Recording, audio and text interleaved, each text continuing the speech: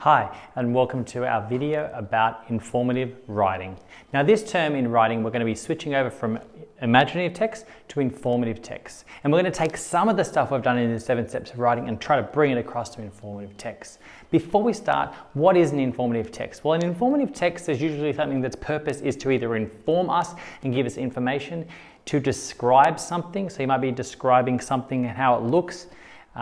Or you might be explaining something, like an explanation of how maybe a motor works or something like that. So inform, explain, and describe are three of the main ways that informative texts work and some of the purposes for informative texts. Now let's get on to the first part of informative text. We're going to start with sizzling starts. Now when you meet someone, usually they say it takes about 3 minutes for you to make a decision of what you think of that person. 3 minutes to make a good impression with someone. But in writing, I would suggest it takes even less time. I would suggest that you have about 3 sentences to attract someone's attention and to make them hooked into what you're reading. 3 sentences, that's it. That's not really that much writing. So in those 3 sentences, you've got a really important job to try to hook people in. The 2 purposes of that orientation, of that introduction, is to do 2 things. Give people an insight. So give people some idea of what they're going to get, what sort of information they're going to learn about in this informative piece. And the second thing is to grab their attention. So give them some information, some insight about what it's going to be about, and to grab their attention. Don't start your informative text by telling me boring facts about the person. I don't care, and it's not going to necessarily make me go, oh, I need to read it. Now I knew they were born in 1825. Oh, I can't wait to find out what happens next. It's not enough. You've got to grab people's attention. Because before you used to be told that you can't use these narrative techniques for informative text. You can't grab a sizzling start and start your informative text. That's not how you do it.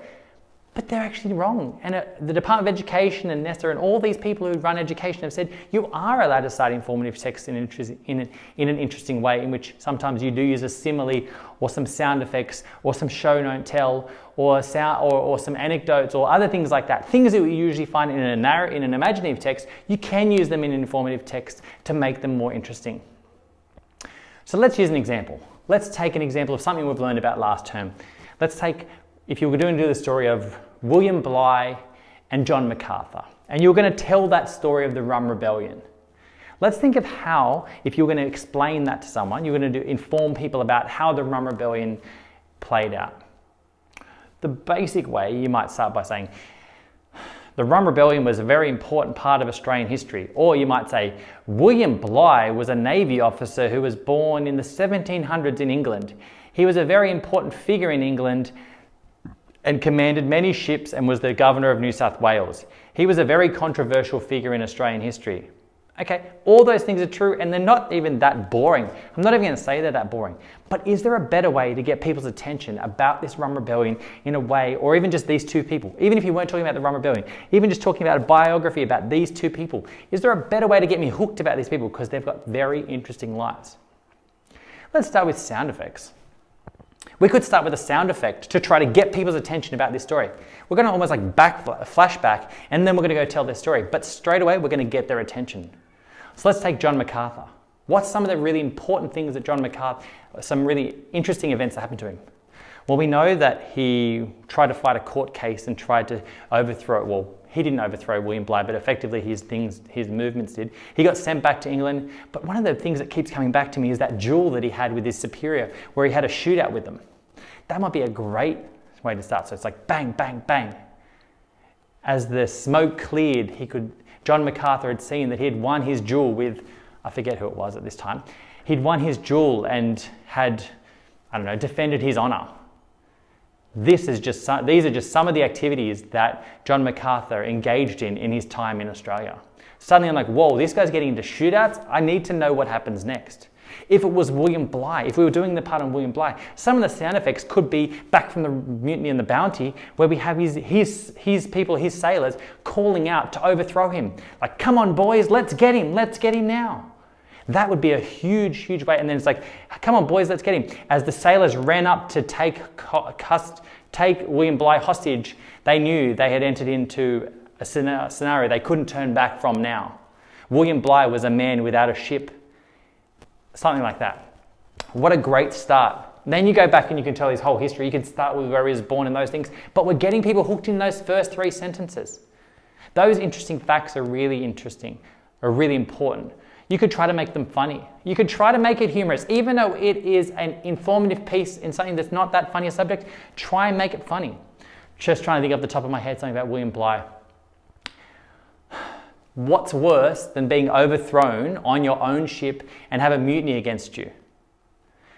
What's worse? Having it done to you twice in your lifetime. The only person who's ever had it done twice. So those sort of things where it's like, whoa, not only did this guy have a mutiny once, but he had 2 mutinies against him? What must he have done to have that happen? He mustn't be a good person, or he mustn't have had a good leadership style. You could do a flashback to what would have happened, tell me a quick bit of the story of what would have been on the ship. But remember, it is an informative piece, so we're not going to have too many imaginative things. We're not going to necessarily go off on too many tangents and make up our own story of what happened. But within reason, I'm sure we can sort of tell those things that we know about. One of those other things is an anecdote or a story, a part of that story of if there's a quote from someone about what it was like, we can use those things. But just a few of those things, a simile or show not tell. Think about how that person would have been feeling during that section. Maybe it was when William Bligh had found out that they were coming to his house. You could do that part. As William Bligh saw the soldiers storming towards his house, he knew that this was the end, or something like that. Then you're getting people's attention, and then you go back and you backfill. But really, you've only got one chance to orientate this story so well that you get their attention. Your job is two things, remember? Is to give them an insight about what this is going to be about, this informative text is going to be about, and 2, to grab their attention. You might give really insightful information in that first part, but you're boring people. Now, people might lose interest or give up really quickly. You're trying to grab their attention. So just because it's informative doesn't mean we can't use some of the sizzling starts that we were using in the first semester and bring them across to this term where we're doing informative text. So sizzling starts are something I'm going to be looking for every single informative text we look for this term. Remember, we're there to orientate, grab their attention, but not bore them. Those are the things that I'm looking for. The next few videos we're going to go through some actual things on the board where I can show you how we can change normal sort of boring starts and make them more interesting. But I hope this has been a good starter to show you how we're going to start some of our informative text this term. Thanks for watching.